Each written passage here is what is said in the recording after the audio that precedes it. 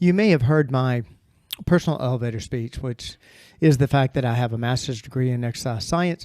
I've been a personal trainer for 33 years. I run the top personal training facility in the Southeast. I come from a medical family. My father and brother both were physicians or are physicians. And I'm not a dietitian, nor do I play one on TV. But of course, you hear me give a lot of nutritional advice. And I always state that we don't play outside the lines. And in fact, we have a dietitian that we consult with on a daily basis, on a regular basis, almost daily basis. Well, I thought it only fair that you get a chance to meet that dietitian, kicking off what is going to be our monthly segment on nutrition with Tonja Greene, the Personal Edge Fitness dietitian, today on the Personal Edge Fitness Podcast.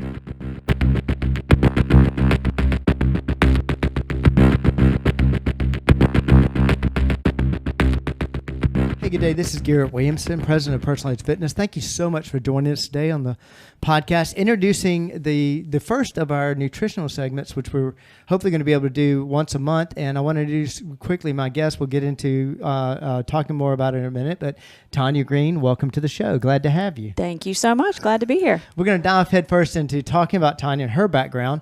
And also, well, we're covering one of my favorite subjects today. But if you have any questions about this podcast or any others, or as always, any questions dealing with dispelling the myths of health, fitness, and wellness, and we are definitely going to be dispelling some myths today in nutrition, please contact us at area code 251-278-3343. That's 251-278-EDGE. You can also reach me at Garrett, Garrett, at personaledgefitness.com. Personaledgefitness.com is, of course, our website. You can contact us that way. Personal Edge Fitness is our Facebook page. Hit me up on Twitter or X at Team PE if you are so inclined.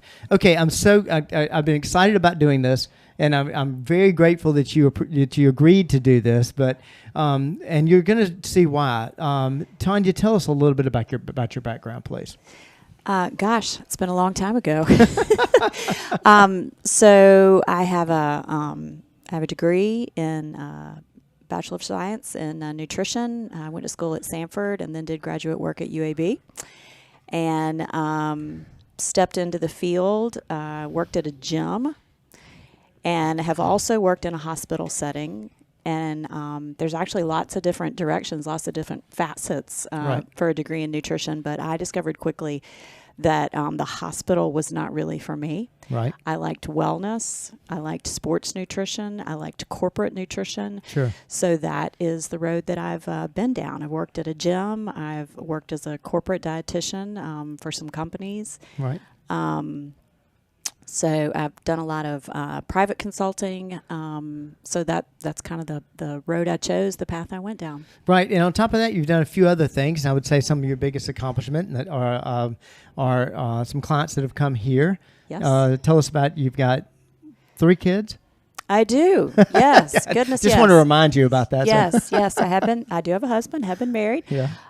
For 32 years now. I have 3 kids. I have one that just got married. He's 23. I have another one that is a junior at Troy, my daughter.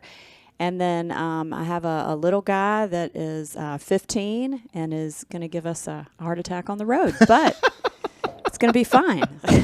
All systems normal. That's so right. Definitely. It's going to be fine. Yeah, and I have to give something in full disclosure too. Oh, by the way, your daughter is going to Troy, and mainly putting this plug in case she does hear this. That's I right. know she's casually looking in this direction. I know probably more PT, but we are more than glad to have her dabble in these in the fitness arts if she is so inclined. In case you happen to be watching or listening to this, but we're glad she's at least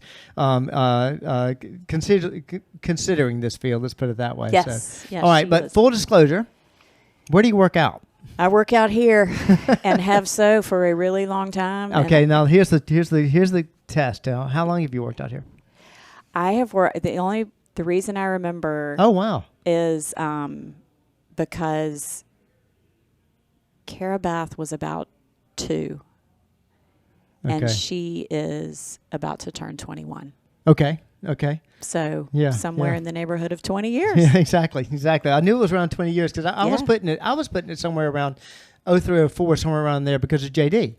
Yes. That was the connection. Yes, so, yeah, that was the connection. Exactly. So when JD was training with us, he knew you, and that's when you started here and been training ever since. So full disclosure, yes, she's been a client of Personal Edge for around the neighborhood of 20 years. But how long have you and I been talking about nutrition? About 20 years? I was going to say about 20 years. And, well, I remember at another gym, you walked in my office one day, and that was the first time I met you. So that was even prior to me working out here. Yeah. That's true. That's so true. It's been a long time. Not knowing that our paths would cross after that, which I'm very thankful about myself. So, and I have to say, I probably interrupt your workout at least once a week. to discuss nutrition, but I've thoroughly enjoyed it. Tonja has had a hand in and been a big help in building not only our Catalyst program, but our In It to Lose It program, and now our B3 program. And it's something that this is no kidding. I'm not saying that just because Tonja's here, but really probably about once a week that we talk about it, mainly seeking her advice on it, because like I say all the time, I'm not a dietitian, nor do I play one on TV, and I don't try to play outside the lines. I know that, outside of recommendations, I'm going to need to go to somebody that has the background and the knowledge, and that is Tonja. But there's another part of this that I appreciate, and that is how much you enjoy when we talk about that. I mean, it's amazing. It's amazing to me to see your reaction to when I get to tell you, hey, look, let me tell you something I experienced with the client or whatever, Yes. And that's been very beneficial. Yes. Okay. Yes. Now, in order to kick this off, we've already discussed 4 or 5 different topics that we want to talk about, and I think more will come born out of it. But I felt like we needed to start this with what I talk about all the time on the show. You've heard me talk about the fact of the live food. Our fitness is based on the live age, and our nutrition is based on the live food. And what I've said numerous times is, as you well know, the live food, the premise of that is the fact that the ridiculous concept that there is such thing as bad food. I say there's not. I say it's basically a history lesson that I've given. I've done in a 4-part series on the podcast, and that is talking about how we got way off track back in 1953 when a celebrity had a heart attack, which created the food guide pyramid, which was built on the lipid hypothesis, which has never been proven. And I say to this day that there is no such thing as bad food. We're going about it the wrong way by criminalizing the food. And that I always say that if you speak to any reputable dietitian who's not trying to sell you something, they will tell you the same thing. Okay, we happen to have one of those individuals right now. And now it's time for counterpoint. It's time for me to give the other side an opportunity. Go ahead, make me look like a fool if you'd like. You are my resident authority on diet, on nutrition. What say you? I say that I love that you put together a presentation like that. I love it. Thank you. Because it is. I think it's absolutely true. One of the things that I've seen in the industry over the last 30 years is it swings like a pendulum. Right. And when I was studying nutrition and when I first got into the field, carbs were good and fat was bad. Right. And protein was okay. You just threw some on your plate every now and then. Yeah, yeah. But it was carb. Everybody was carbo loading, carbs. Yeah, yeah. And then now it has swung the other direction, and it's carbs are bad. Protein is good. Right. Good. We need to be loading it with protein, and carbs are bad. Don't eat bread. Don't eat this. Don't eat that. Well, which is it? Right. Right. Exactly. So, and then I've seen fat, be the enemy, and I've seen fat be the hero. So in all this time, our digestive systems have not changed. Amazingly enough. Right. They have not become woke, and they have not swung with the society. No, yeah. they have not. Yeah, imagine that. Our bodies have not changed, but our thoughts about food have. Right. Right. And so I think that's a big thing to take into consideration is, are we eating for what's popular? Right. Or are we eating, for what's really healthy and what's doable? Right. What our body actually needs. Yeah. So what it requires. I've never thought about it that way. What you said about the fact that, because the nutritional swings, Lord, There are I can't count how many nutritional swings I've had. Just I've been in practice for 33 years, which is not really that long. I mean, it is a long time, but Lord, I mean the Well, like I say, it's amazing what comes out. Yeah. I mean, it's completely gone from this is good, this is bad, and then it's done this. Right. No, that's bad. This is good. Well, I tell you, and the point that I was making is the fact that I've never heard it said that way. Yeah, but a digestive system, it's it was a pretty good machine that they built, and created a long time ago, and it hasn't changed. That's right. It hasn't changed at all. I've never heard it put that way. But when you were talking about the swings back and forth and this is good, that's bad, or whatever, how many times do we, we found it. This is it. This is new. This is the greatest thing, or whatever, Right. And that's where we've gotten completely off track. Yes. Amazingly enough. Okay. You brought up the carbohydrates, protein, fat. What I want to center on for a second is fat, and this hit me the other day, and this is why I'm bringing this up to you. I don't know if I've ever said to you, the word FAT, all my life, has been bad. Mm-hmm. It's almost like, I don't want to be careful about mentioning certain words, but saying NAZI is not good. That's a bad word. FAT has always been bad. And I started thinking about it, when it became a bad word, there were, for instance, in Georgia, about 15, 20 years ago, there were some license tags that came out, and the first three initials were FAT. Mm. And people were going back to the DMV and getting the tags changed out, and it made the Atlanta Constitutional Journal. I mean, it was a big deal. That's how bad that word is. And I realized that it was criminalized. It was criminalized at the same time. Yeah. I mean, think about that. When, high saturated fats, it was criminalized with the lipid hypothesis. Mm-hmm. And so for those of you who don't know, I've done a few podcasts on this, but the lipid hypothesis is the fact that was first hypothesized by Angel Keys back at a World Health Organization conference in right around 1956, 55, 56.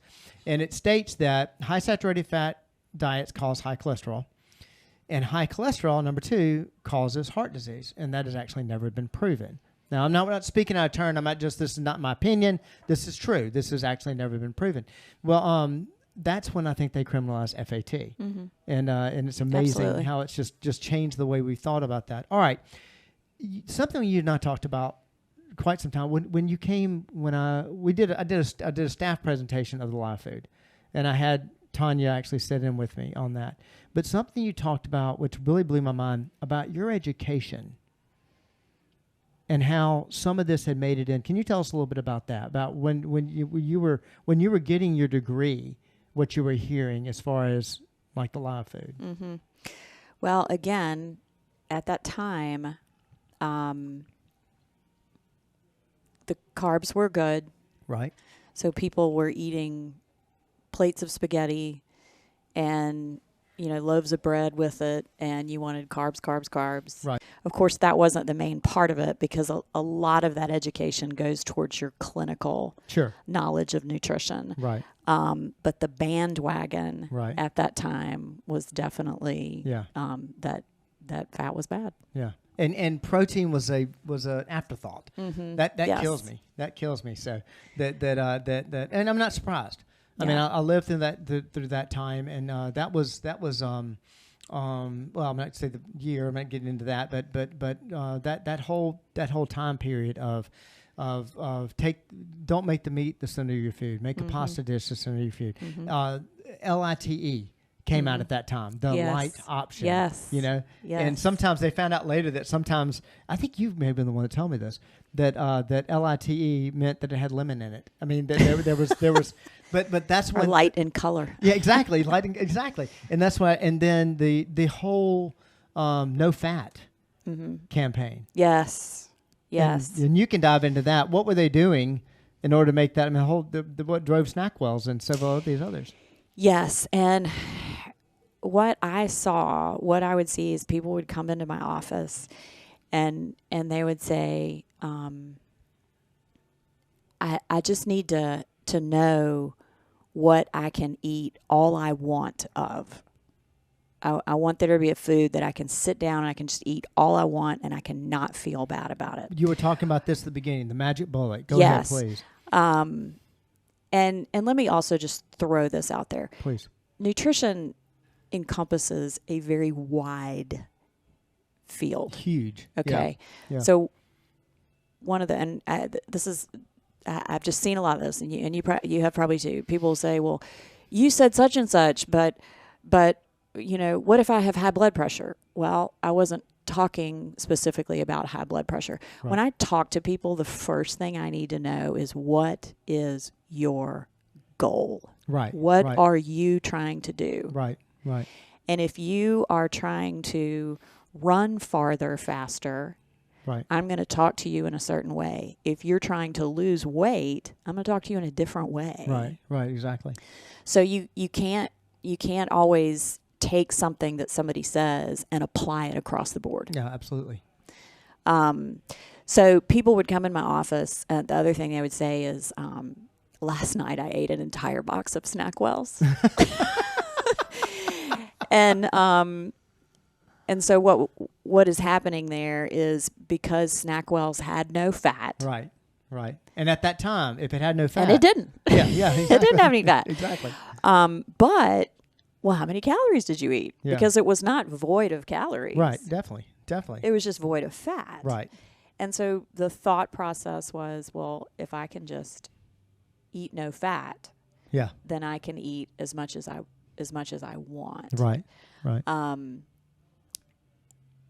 And I think that's where we, for some reason, because again, we tend to go in extremes. Very much so. Right. Yeah. That's why the moderation thing, but nobody likes to talk about moderation because they want to be able to, and that's that follows in with the magic bullet. I want there to be one thing I can do. Right. And it's going to work. Right. And when it fixes this, then it's going to fix everything in my life. Exactly. Right? And it'll be fixed forever. Right. Yeah. Right. I can do it one time. Right. And it's fixed. And we know that we are looking for what we can do over a lifetime. Well, but lifestyle change. We have the same. It's interesting when you were talking to me about, how many people sitting down in front of you wanting that magic bullet. That we have the same thing in exercise. Right. What is the exercise? I'll never forget. It was a physician, as a matter of fact, I had a conversation with, and he looked at my episode and he goes, "What's the one machine that does everything? What's the one exercise?" Because he was going to buy it for his house. Oh, well, there you go. And it was in his mind, it was one move. One machine, one move, that's it, and you tell me I have to do that for 3 sets and I'm done. That's what, and it killed me. And of course, his recommendation was going to be for his wife and for his kids and whatever, just like you're saying, it's the magic bullet, and this one works for all. Right. And our approach to fitness is the same way. It's not only does it have to work for your body, it has to work for your head. Yes. You've got to understand it. And I would say that the nutrition is the same way. Now, this is a conversation you and I had a long time ago, and that is about how many people walk in and say, "Write me a diet." Just tell me what to eat, and I'll eat that. And your approach to that? Yes, yes. People want a written out diet, and again, because that appears to be a magic bullet. Yeah, the answer. So I can give you a written out diet. Right. But do you want to follow that? Yeah. Because I'm not going to give you 365 days worth of written out diets. Right. I don't have time for that. And you're speaking about what goes on in your life during that 365 days. Got to write one for Christmas Day. Right, exactly. When you go visit your aunt in Chicago, got to write one for that. Exactly. Yeah. Exactly. So let's say you get one that has a 2-week rotation. Right. Okay. A 1,800 calorie diet. Right. That is 14 days. Okay. Yeah. And so you follow that 14 days, and you're able to do it for 3 or 4 cycles. Sure. Maybe a month. Yeah. Something like that. Right. You're not going to do it forever. No. You're just not. No. Nobody is. No. So let's say that you do it for X amount of time and you accomplish your goal, whatever that goal was, whether it was weight loss or, like I said, distance running, whatever. Sure. And usually short term on those kind of things. Yes. So you accomplish that goal. then what? Right. Goal is accomplished, but now you're at a crossroads. Well, now do I have to continue eating like that? Because now I'm kind of tired of it. Right. And honestly, I didn't really like it. Yeah. I did it because you said, because that's what I wanted to do. And you said I would lose weight if I did that for, like I said, 4 weeks or whatever. Sure. What we want you to do is learn how to eat, learn how to exercise, and learn how to be a healthier you. And that's the same thing we have in exercise. And when I talk to people about nutrition, how many people I had a client one time say, listen, I'm a good student. Just tell me. And he was. He read everything. Mm-hmm. Still does. But after studying it he's a very bright individual, after studying it for 25 to 30 years with some health issues in his family, so he's very attuned to this, he was sitting in front of me going, I still don't know what to eat. Well, maybe it's not the type of food that's the concern, but he was asking the same thing to me, was just write it down and I'll do it. No, because what you're talking about is you want to adjust your entire lifestyle to this pattern. So basically, this is going to dictate everything: your job, your time with your family, mm-hmm. where you go, what you do, whatever is going to be dictated by this. What I write down for you, and what we're talking about is making that lifestyle change. But let's back up a little bit. Okay, that sounds complicated. Actually, it's very simple. Mm-hmm. As a dietitian, what should we first and foremost be focused on? I mean, you can get all the way down to riboflavin if you want to, but day one, what should I be considered? What are the things that I should be concerned with? Mm-hmm. Again, let's look at what your goals are. Right. And that's going to dictate what your concerns are. Sure. And let's just say that it's weight loss. Okay. Take it from there. Let's just say that. 72% of the folks come to us for that, so yeah. Yes, let's say that. Okay. So if your goal is weight loss, then the first thing that I think you should look at is, how am I eating right now? Right. How have I been eating for the last 5 years? Right. Let's even say. I like to look at trends. Sure. I like to look at, and I would ask somebody, okay, what'd you weigh in high school? Yeah. And when do you think that you started gaining weight? Right. And then I'd look at your weight now. And so I'm going to see a trend. Okay. So then again, I'm going to say, okay, well, yeah, let's look at how you eat. And I'm going to throw out all that. I need to eat low fat because I have this condition. I need to eat low salt because I have this condition. We're going to say you don't have any conditions. Yeah, we're going to stick with that for now. Yeah, right. Yeah, exactly. For now. You don't have any conditions. I love to use this as an example. I had a woman one time, and she didn't really have that much weight to lose, but she wanted to lose like 15 pounds. And I said, okay, well, let's look at it. She was a young girl, felt like she had kind of gained weight all of a sudden. Right. And so the biggest thing that stood out to me about her diet was how much Coke she drank, how much soda she drank. Right, exactly, okay? Yeah. And so we looked at that, and we looked at all the other things she ate, and the most glaring thing to me that she could change the easiest. Right, exactly. Simplest change, easy to adopt to that lifestyle. Yes. Yeah. Was the Coke. Right. And so she looked at me a little bit like I had three eyes, and I said, okay, for 2 weeks, we need to find an alternative. Right. Okay. Obviously need to be drinking more water. Right. Let's throw some, Diet Coke in there if you have to have it. Right. Yeah. But let's come up with some other alternatives. And she dropped weight all of a sudden. Yeah. Yeah. And it was because but I'm going to look for the simplest thing I can do. Absolutely. That works into your lifestyle. Period. Now look at what we're saying there, because I'm thinking too many people will hear that and think, there it goes. There's the bad food. Right, you found the bad food and you took it out. No, what she was doing is looking at, I love that. You're looking at, what are you doing right now? Because it's so much easier. It's the same thing we do in fitness. People come in and tell me they're walking, 4 or 5 days a week, and they're not developing knee problems or whatever, but they're coming here to make some changes. But I love my walk. I get up in the morning, I walk, and a lot of people walk for their head more than they do for their body. Yes. The last thing I'm going to do is change that. Right. Why fix what's not broken? Right. When we're doing no resistance training, okay, let's add that. It's the simple change to the lifestyle. And looking at, in that example you were giving, it's a glaring simple change. Right. Was let's just cut back on this. Cut back. Don't even stop it maybe, but cut back on it. And the dramatic change you can make by making that one simple change versus let me write you an entire piece of paper that you have to live by for the rest of your life. That's right. Yeah. So she just ate. Right. She didn't even change what she ate. Right. Exactly. I'm sure. So anyway, to me, the approach is let me into your life just a little bit. Right. And let's look at what you can accomplish. Sure. What you think that you can accomplish easily. Right.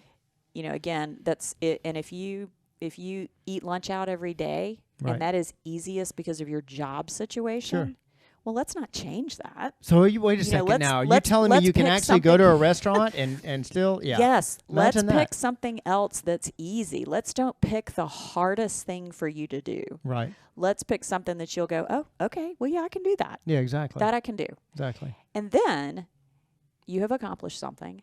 Right. We all feel good after we have accomplished something. Yeah, period. Right? Period. So you have accomplished something. You've made a step in the right direction. Right. And it wasn't crazy hard. Yeah, exactly. It wasn't crazy hard. That slight change, and of course we started with the whole premise of we could be here for hours, but whole premise of the live food and our approach to that. But you said something we were discussing this prior to, and that is enjoying food. Getting back to that. Yes. And food's not the enemy, never has been the enemy. Yes. And so we need that to live. So if I let this go on, you and I will be here for hours because we can. I monopolize a lot of your workouts doing this. So I'll tell you what we're going to do. I'm going to put you on the camera on this one. So I'm hoping that you and I can at least do this once a month and have something on there and help dispel the myths about nutrition. With the professional that knows what she's talking about, that's for sure. So can you agree to that? Absolutely. I got witnesses. So looking forward to it. Tonja, thank you so much for being on the first segment of this. And we look forward to having this at least, like I say, once a month. But if you have any questions dealing with nutrition, especially nutrition, since we're covering that in this segment, please feel free to reach out to us at area code 251-278-3343. That's 251-278-EDGE. You can also reach me at Garrett, Garrett, at personaledgefitness.com. That's my email address. Personal Edge Fitness website, Facebook page. Hit me up on X at Team PE. And you're more than glad to ask. If you have a question for Tonja, be glad to ask through those channels, and we will be more than glad to address them. We already have some as it is. Again, thank you so much for being on the show. I appreciate it. And listen, attacking your wellness in every way we possibly can, especially not just fitness, but especially when it comes to nutrition, is just one more way we help you reach your level of wellness. Thank you so much for joining us today. We'll see you next time.